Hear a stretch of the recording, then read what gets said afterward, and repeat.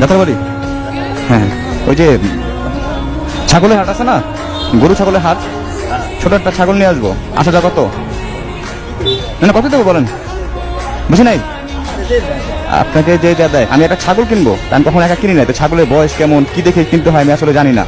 আর just আপনি কিনে দিতে পারবেন? আপনার সাথে থাকবেন একটু, একটা ছাগল কিনবো ছোট, হ্যাঁ কোরবানির জন্য আর কি। আচ্ছা আচ্ছা, ওকে ওকে। কারা কোরবানি দিবে? যাদের 2-1 লাখ টাকা জমা আছে তারাই কোরবানি দিতে পারবে। কে আপনার দিতে মন চায় না, ইচ্ছা নাই?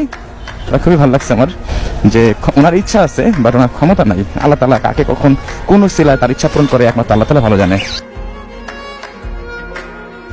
কোনটা ভালো হবে একটু দেখেন তো। কোরবানির পশুর কোনো দাম হয় না, একটা দাম বলে দিবেন যেটা আমি কোনো বাড়াবাড়ি করবো না, বুঝে শুনে দাম বলবেন যেটা একদম নেওয়ার মতো।